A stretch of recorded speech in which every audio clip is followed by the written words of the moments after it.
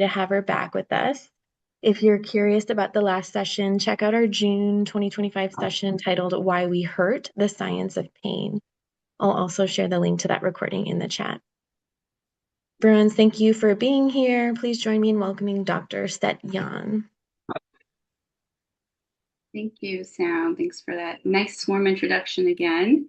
Hello, everybody. Welcome. My name is Dr. Setyan, and we are going to be talking about bridging that mind-body connection.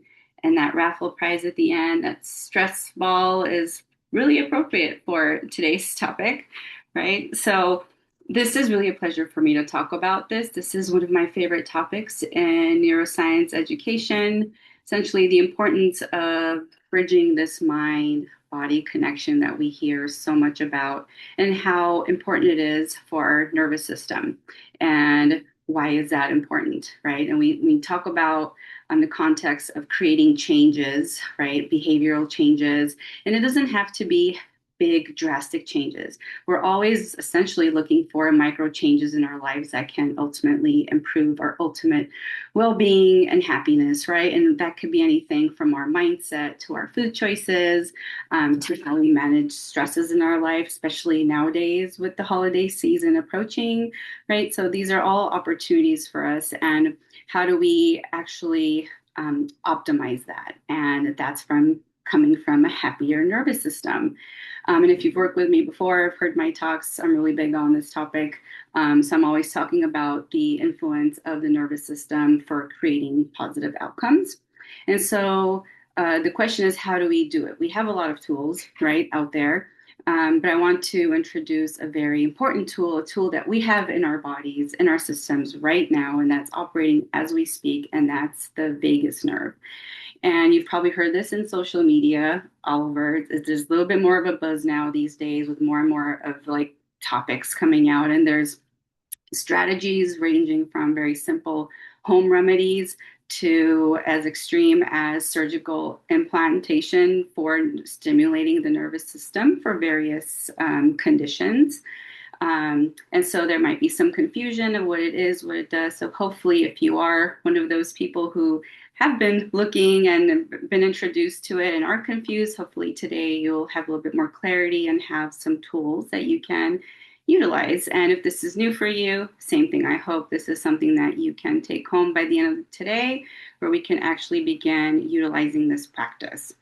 Okay, so the vagus nerve, kind of in this most simplistic form, it does regulate our parasympathetic nervous system. So this is that coming back to that state of rest and digest. And you've heard of it in those terms. You've also heard of the opposite extreme of that, which is the fight or flight. Both really relevant, both really important in our lives, but the importance is how can we fluctuate back to creating that balance, that homeostasis in our bodies. And that's where the vagal tone comes in. So the ability, it's that strength and quality of that vagus nerve's ability to come back to that balance. And so just like muscles, when we improve the muscle tone and strength, we're able to better adapt to the challenges. And the challenge being lifting a heavy bag or pushing, a desk, right? Those are the physical sort of manifestations of strength, right? With regards to vagal tone, it's how does our nervous system actually regulate us back to that state of rest and digest, which is the ultimate state we want to be in for optimal health, right? And so, so that is what we're talking about here. So someone with a higher vagal tone is going to have a little bit greater flexibility and adaptability. Someone with lower vagal tone has a little bit less, right? So there's going to be more of that sympathetic dominance. And we can fluctuate in our vagal tone. Some months are going to be better, other seasons are going to be worse, right? And of course, the holidays coming up, this is sort of that time where we tend to be a little bit more, quote unquote, that word again, triggered, right? And there's a reason for that. And that could be because of our vagal tone not being as great around this time due to the sheer influx of the stresses that just naturally come with that. So, so if this vagal tone is responsible for slowing and regulating our nervous system, that means that it can actually influence many areas. And what I didn't mention about the vagus nerve is that it innervates throughout our body. So it comes through our base of our skull down through, and it innervates to areas in our face, our neck, our lungs, our gut. And this is why there's more and more research coming out about its influence on digestive issues alongside stress issues and everything else. So simply put, it's going to impact multiple areas of our life. And if you can see where it can actually be impacted, if we look at on the left, the vagal tone and how we create meaning, right? How we manage expectations and how we respond to stress. I mean, all of that is going to be also influenced by our vagal tone. And then that's directly going to be a combination of not only how we're wired, but also our belief systems and everything, and our stories, right? And our stories of our lives that have created meaning. So we're ultimately wired to react and respond a certain way. And it can go even further, right? So if we have particular stories and reactions to stress and anxiety and pain, right? Because I want to put that in the same category because that's a stressor. That's going to influence how we respond, right? If we're in a lot of pain, we're going to stop movement, right? If we're in a lot of stress, we might respond in a way that's not so productive, right? Whether it be pain or stress, it's the same thing. It's going to impact our motivation. It's going to impact our how we move, our mood, leading to maybe potentially bad decisions. Whether it be the wrong exercise at a time where maybe you're not ready for it, or wrong reaction to a stressful episode, or even choosing the wrong snack, right, during the holiday party. So all of these things are there, all this information is processing at the same time, and our output is going to be dependent on this vagus nerve. So it's a very, very important nerve.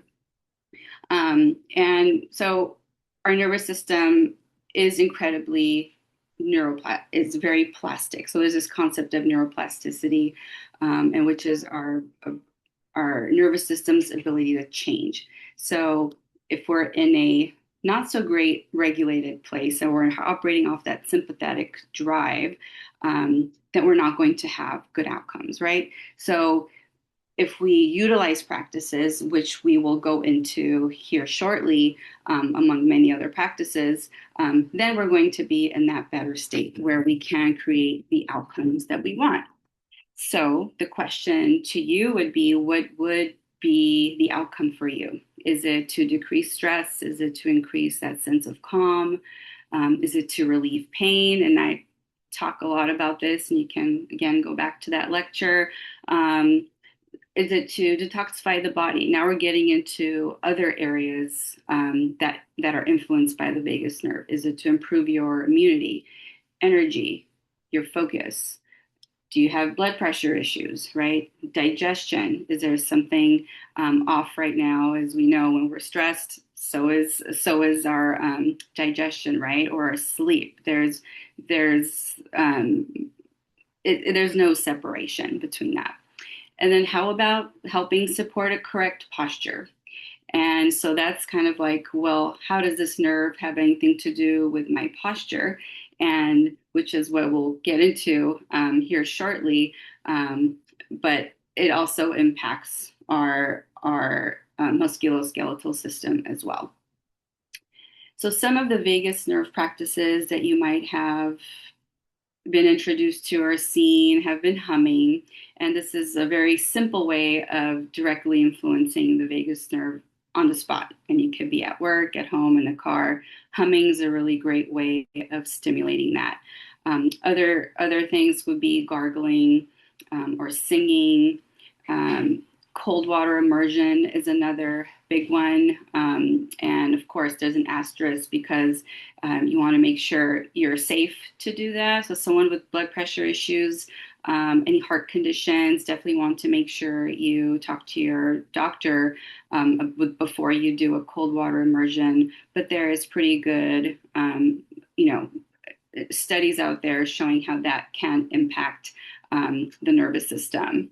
Ear massage is another great, safe, simple thing people can do. And if you can see that little diagram of the ear and those red spots, those would be the areas where you would massage. So you can put your fingers there and just in a circular pattern, you can, choose the bottom one or the top two and just slowly in a gentle circular motion, just massage.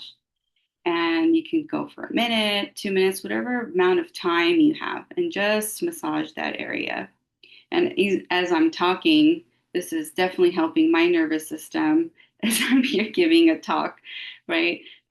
So you can even play this, do this on your own and see how that, kind of like little trial during your workday and see if that can help.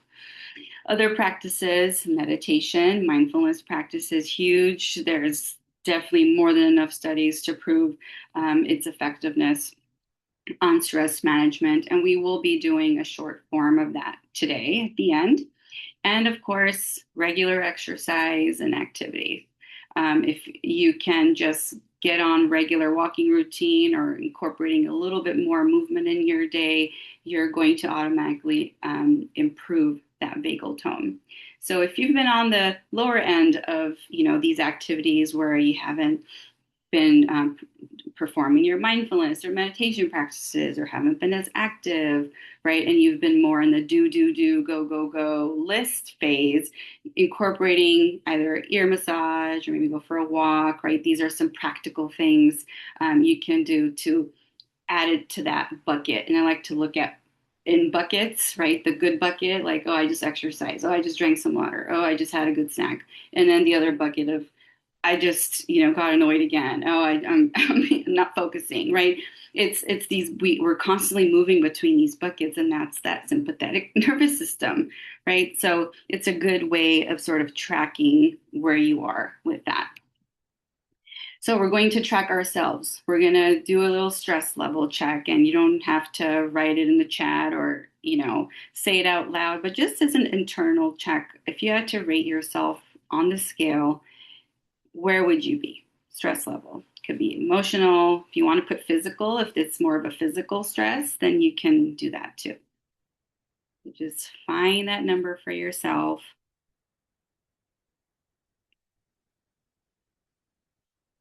And we're going to transition to a short practice and see how that can work for you. Okay. And I'll guide you through it. So now we're transitioning to going a little bit more inwards. You were listening to me for the past 12, 13 minutes. Now I'm going to point it to you. And I want you to go into a comfortable position, whether it be seated or if you want to stand or if you're in a place where you can lie down. Great. Anywhere, any position where you don't feel like you're holding yourself up and it's difficult, because I want you to be in full relaxation or as relaxed as we can be on a Tuesday, 12:15. So find that comfortable position. And what you're going to do is place your one hand on your chest and the other hand on your belly. And you're just going to watch where your breath is moving from. Is it more of your belly or is it more from your chest? Or you feel it a lot in your neck? Just kind of see where it's coming from. Just take a few normal breaths. You might notice your belly rise and your chest rise, or you might notice more of the initiation happening from your chest versus your belly. Those are all the different ways we can breathe. Not always a bad thing when you are initiating from your chest, but it can indicate more of chest breathing and you're not using your diaphragm. So we're going to focus on moving our diaphragm, which is going to directly influence the vagus nerve. So you can bring your hands back down and just make sure your feet are comfortably placed. Your hands are just comfortably placed on your thighs. If you're sitting, you can close your eyes if you want to, or just have a gentle gaze looking down away from the screen, just sort of looking at an object, not moving. And you're just going to, with your nose, take a deep breath in through your nose and just see if you can get the air to move from your belly, allowing the rise of the belly button and your ribs kind of to expand a little bit. And then exhale out through the nose. And do that again. Inhale through the nose and allowing that belly to expand. If you notice your chest doing the work, see if you can slow down the breath and really just move from the belly. A good opportunity to relax your neck and shoulders, soften your face muscles, maybe soften your pelvis, your pelvic floor, uncurl your toes. You take another deep breath in through the nose. This time on your exhale, you're going to put your lips together like you're blowing out through a straw and exhale through that straw.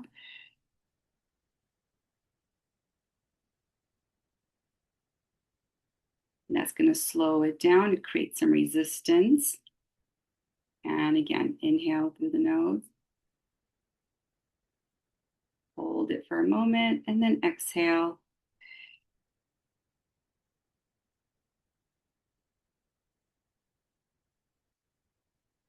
If you feel like you're getting lightheaded or, hyperventilating, none of that. Just breathe normally. You can stop the practice. But if you're feeling okay, keep going. Just take another breath in through the nose. And then gently out through the mouth, through that pursed lip.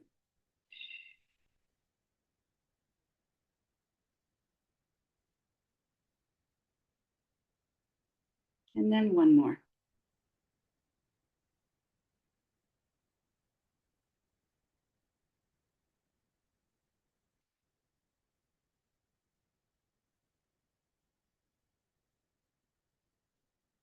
And then just breathe normally here.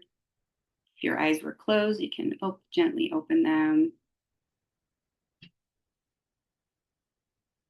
And we're just going to do our internal assessment. It was only about a minute and a half, if that. You can check where you are here. You might have no change, perfectly fine. You might have some, right? You might have a drastic, even that 1 minute. So everyone just responds very differently. And if you did respond in a negative way, I definitely want you to speak up at the end and we can sort of talk about that. But that was about a minute and a half of just breathing, right? And that's a very direct, it's accessible. You can do that at any point. And you don't need to sit for 15 minutes to do that, right? So it's a cumulative factor. And I talk about this all the time. The small micro movements, small micro changes adds up at the end of the day. So my invitation to you is to maybe try some of this today, tomorrow, the next week coming up through the holidays, and see how that changes for you. And definitely want to hear about that. So constant, internal assessment, and then we're not talking about, all day, right?